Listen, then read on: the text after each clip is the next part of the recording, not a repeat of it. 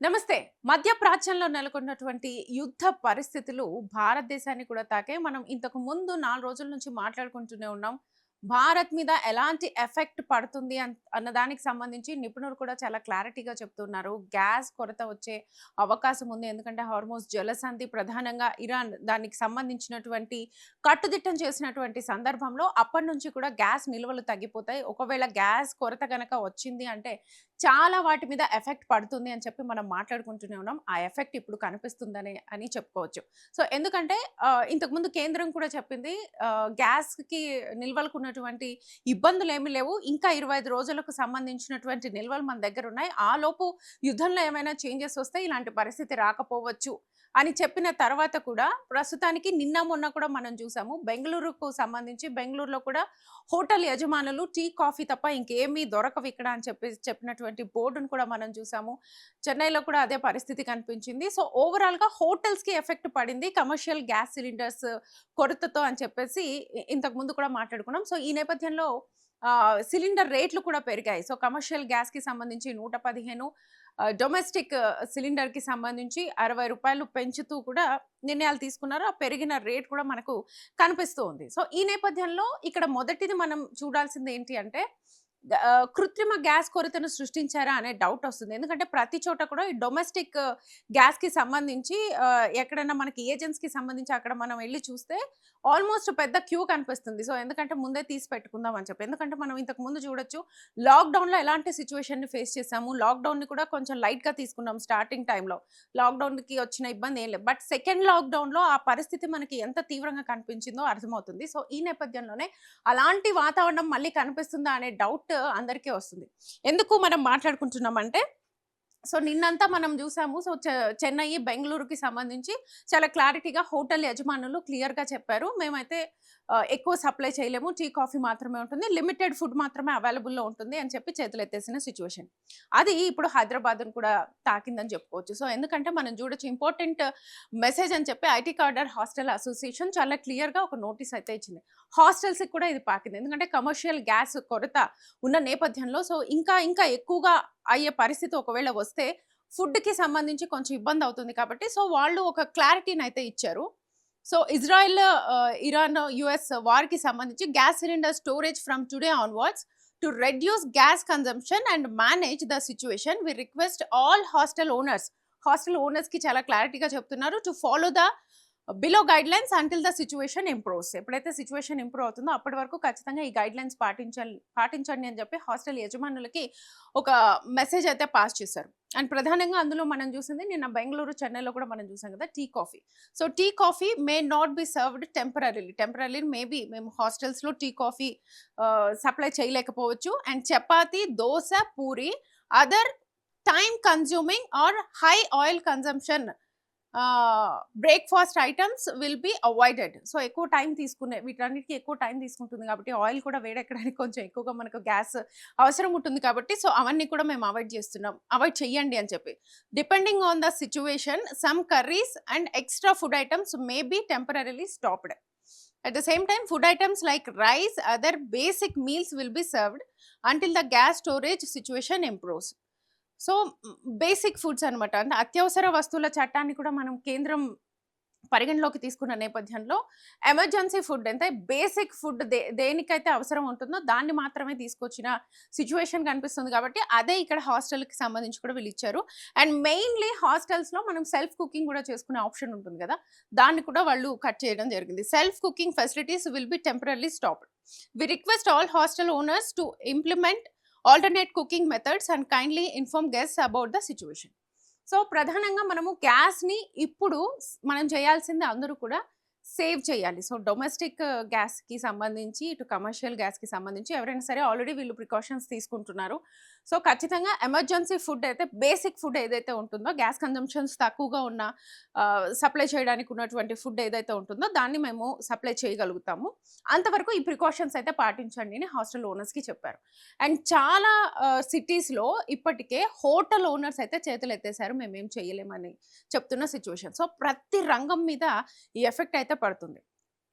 ఇప్పుడు ఆల్టర్‌నేట్స్ వెతుకుతున్న situation. So, rice cookers, మనము ఇండక్షన్ స్టవ్స్, వాటర్‌కి కెటిల్స్ ఇలాంటివి వాడుతూ వస్తే మనకు సిలిండర్స్ కొంచెం సేవ్ అయ్యే సిట్యుయేషన్ కనిపిస్తుంది. సో, మనం ప్రతి సిటీలో కూడా ఇప్పుడు ఇంకొకటి ఏంటంటే మెయిన్ విషయం ఏంటంటే ఇందులో మనం కనిపించేది చనిపోయిన వారి పేరు మీద కూడా ఇప్పుడు మనకి ఎక్కువగా కొరతుంది కాబట్టి దీన్ని ఆహ్, ఆహ్, లేకపోతే దీన్ని టర్న్ చేయడానికి అంటే దీన్ని ఆ సిట్యుయేషన్ నుంచి బయటపడడానికో, లేకపోతే గ్యాస్ సిలిండర్ మాకు కావాలన్న తొందరలోనో చాలామంది దీనికి సంబంధించి గ్యాస్ బుకింగ్స్ చేస్తూ ఉన్నారు. దీనికి సంబంధించి ఈకేవైసీ చేసుకోవడానికి కూడా కేంద్రం ఒక ఆర్డర్‌నయితే పాస్ చేసింది. ఎందుకంటే చనిపోయిన వాళ్ళు కూడా వాళ్ళ పేరు మీద కూడా బుక్ చేసుకుంటున్నారు కాబట్టి, ఇలా చేస్తే కూడా అంటే ఎక్కువ గ్యాస్ కొరత ఉంది అని చెప్పి ఎక్కువ మంది ఎక్కువ సిలిండర్స్ బుక్ చేసుకున్నా కూడా, లేకపోతే అడ్డదారుల్లో తీసుకున్నా కూడా గ్యాస్ కొరత ఏర్పడుతుంది కాబట్టి, ఇది స్ట్రెయిట్ లైన్‌కి విరుద్ధం కాబట్టి, సో, దీనికి సంబంధించి కూడా ఒక ఆర్డర్‌నయితే పాస్ చేసింది. అత్యవసర వస్తువుల చట్టాన్ని కూడా తీసుకొచ్చింది. సో,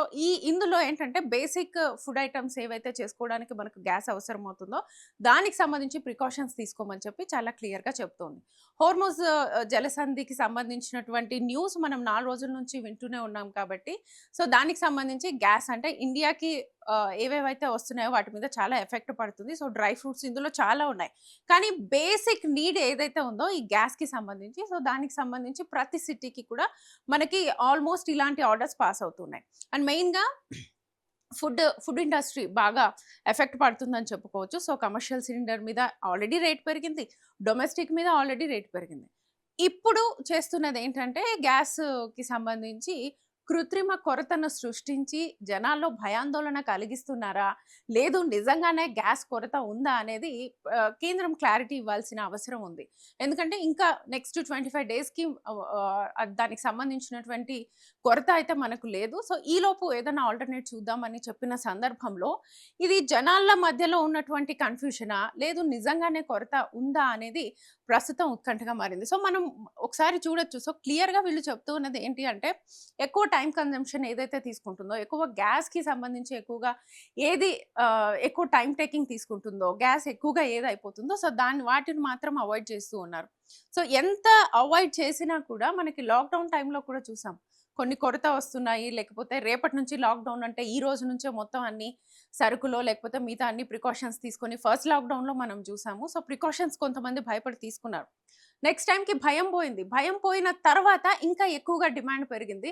ఆ డిమాండ్ ఎక్కువగా పెరిగిన సందర్భంలో చాలా మందికి దొరకకుండా అయిపోయాయి. లేకపోతే కరోనా ఎక్కువ అవ్వడమో, ప్రికాషన్స్ తీసుకోకుండా ఎక్కువ అవ్వడమో చూసాం. సో, అలాంటి సిట్యుయేషన్ మళ్ళీ ఇక్కడ వస్తుందా? యుద్ధ ప్రభావము ఎక్కడో యుద్ధం జరిగితే ఇక్కడ ఎఫెక్ట్ పడే అవకాశం ఉందా అనే డౌట్స్ మనకు రైజ్ అవుతున్నాయి. అండ్ మనము బెంగుళూరులో కూడా చూసాం. బెంగుళూరు, చెన్నైలో కూడా ఫస్ట్ హోటల్స్ స్టార్ట్ చేశాయన్నమాట. ఒకవేళ గ్యాస్ అయిపోతే కంప్లీట్‌గా బిజినెస్ క్లోజ్ అవుతుంది. బిజినెస్ క్లోజ్ అయితే ఇటు ఫుడ్ ఇండస్ట్రీ మీద ఎక్కువగా ఎఫెక్ట్ పడుతుంది కాబట్టి గ్యాస్ అనేది నిత్యావసర వస్తువు కాబట్టి మనం రెగ్యులర్‌గా వాడుతూ ఉంటాం కాబట్టి అది లేకపోతే ఏ పని జరగదు. అన్ని పనులు ఆగిపోతాయి కాబట్టి దాని మీద ఎక్కువగా ఇప్పుడు జనాలు ఫోకస్ చేస్తున్నారు. అండ్ గ్యాస్ ఏజెన్సీస్ కూడా మనం చూస్తే ప్రతి సిటీలోనూ నిన్నటికి నిన్న ఉత్తరప్రదేశ్‌లో ఆల్‌మోస్ట్ ఒక కిలోమీటర్, హాఫ్ కిలోమీటర్ వరకు పెద్ద క్యూ ఉంది. ప్రతి ఒక్కరు కూడా గ్యాస్ సిలిండర్ కోసం క్యూ లైన్‌లో నించోలేని వాళ్ళు చెప్పులు పెట్టేసి కొంతసేపు వెయిట్ చేసి సో, గతంలో రైతులు కూడా చూసాం కదా! యూరియా కొరతతో ఒక క్యూ లైన్ ఏర్పాటు చేశారు. సో, అలాంటి క్యూ లైన్‌ని ఒకటి ఏర్పాటు చేసుకొని వెయిట్ చేసి సిలిండర్‌ని తీసుకెళ్తున్నారు. అండ్ చాలామంది ఇప్పటికిప్పుడు గ్యాస్ బుకింగ్స్ చేస్తూ ఉన్నారు. ఇంకా బుకింగ్ చేసిన తర్వాత కూడా సిలిండర్ ఇంకా ఇంటికి రాలేదు అన్న భయంలో ఉన్నారు. వాళ్ళ బిల్ తీసుకొని డైరెక్ట్‌గా గ్యాస్ ఏజెన్సీస్‌కి వెళ్తున్న సిట్యుయేషన్ కనిపిస్తుంది. సో, వాళ్ళందరికీ ప్రస్తుతానికైతే దొరుకుతుంది కానీ, ఇది ఇలాగే కంటిన్యూ అయితే ఇంకొక 1 వీక్ తర్వాత సిట్యుయేషన్ ఎలా ఉంటుంది? ఇప్పటికైతే హోటల్స్, హాస్టల్స్ కూడా చాలా క్లియర్‌గా చెప్తూ ఉన్నాయి. కొరత ఉంది అని చెప్పి.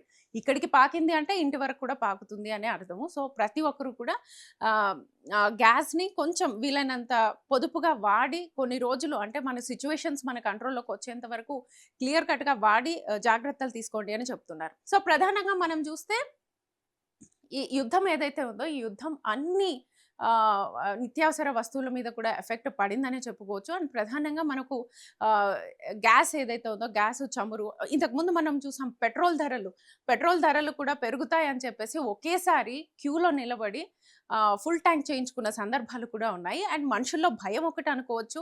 లేదు ఒకవేళ ఈ సిట్యుయేషన్ వస్తే ఎలా అని ప్రికాషన్స్ తీసుకున్నారు అని కూడా అనుకోవచ్చు.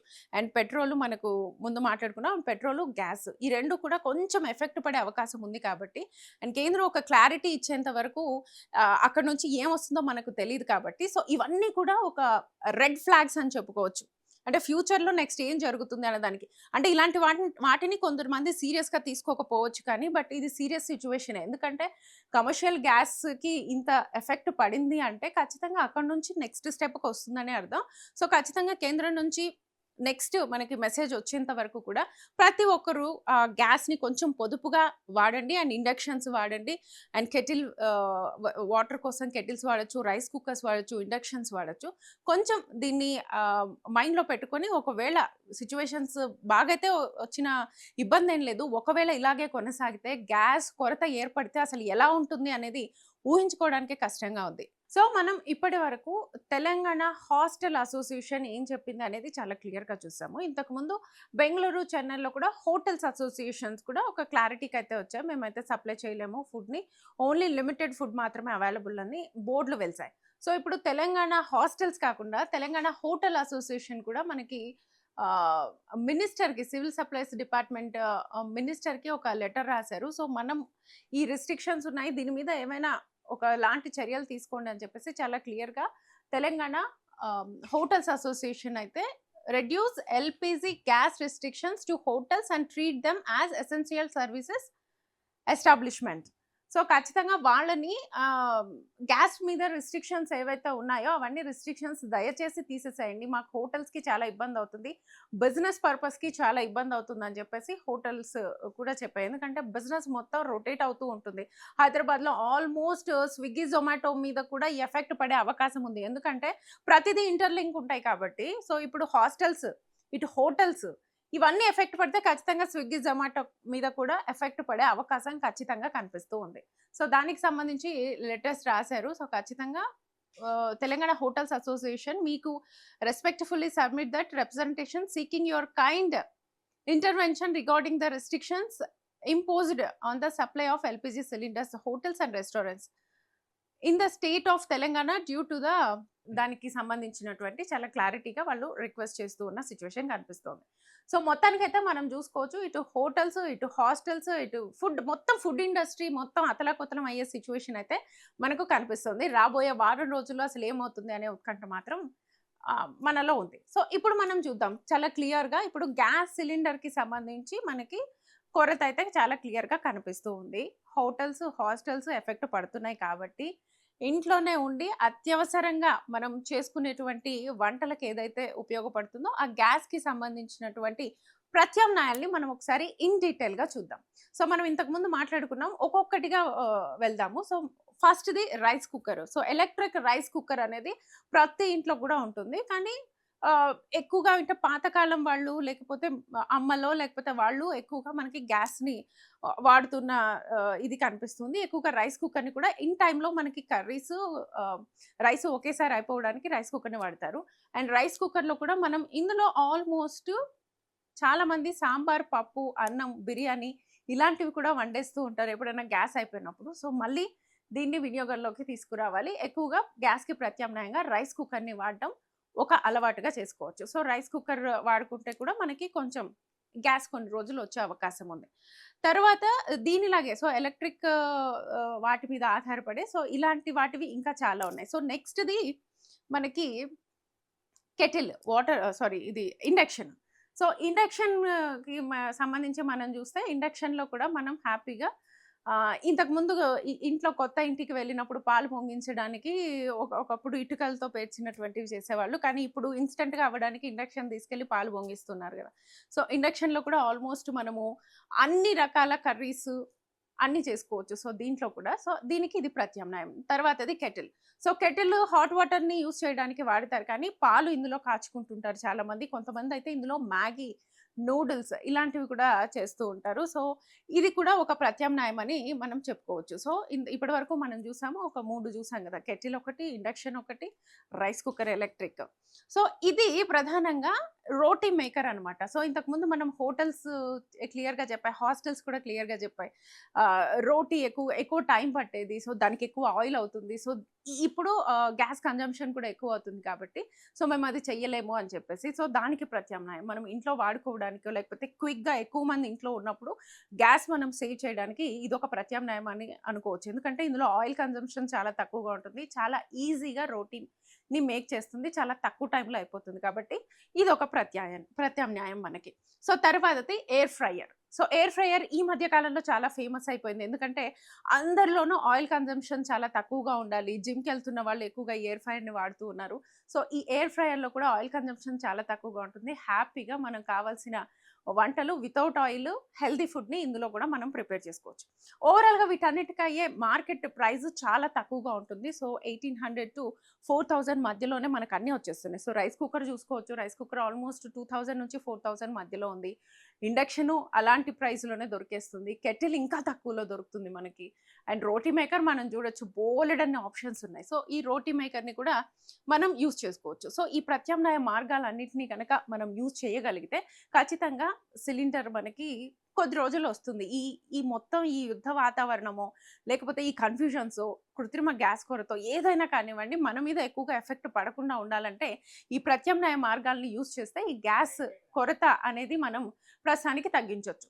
సో, ప్రధానంగా ఈ సిటీలో ఉన్న వాళ్ళకి ఈ కష్టం. బట్ పల్లెటూరులో ఉన్నవాళ్ళు హ్యాపీగా కట్టెల పొయ్యిలో వంట చేసుకుంటూ ఉంటారు. వాళ్ళకి ఇలాంటి బాధలేమీ లేవు కాబట్టి, మళ్ళీ అక్కడికి మనం వెళ్ళలేం కాబట్టి, ఇలాంటి ప్రత్యామ్నాయ మార్గాలను అనుసరించి కొన్ని రోజులు మనము ఈ సిలిండర్‌ని, గ్యాస్‌ని కొంచెం ఆదా చేసుకుంటూ ఉంటే పరిస్థితులు అదుపులోకి వచ్చేంత వరకు ఎఫెక్ట్ పడకుండా ఉంటుంది. అండ్ మెయిన్‌గా మనం ఇందాక మాట్లాడుకున్నట్టు హాస్టల్స్, హోటల్స్ వీటి మీద మాత్రం కొంచెం ఎక్కువ ఎఫెక్ట్ పడే అవకాశం ఉంది. సో, ఏ ఏ ప్రాంతం వాళ్ళకి సంబంధించినటువంటి ఈ కమర్షియల్ గ్యాస్ సిలిండర్స్ మీద ఉన్నటువంటి రెస్ట్రిక్షన్స్ ఏవైతే ఉన్నాయో అవి కొంచెం తీసేస్తే బిజినెస్ జరుగుతుంది. లేకపోతే బిజినెస్ మీద ఎఫెక్ట్ పడుతుంది.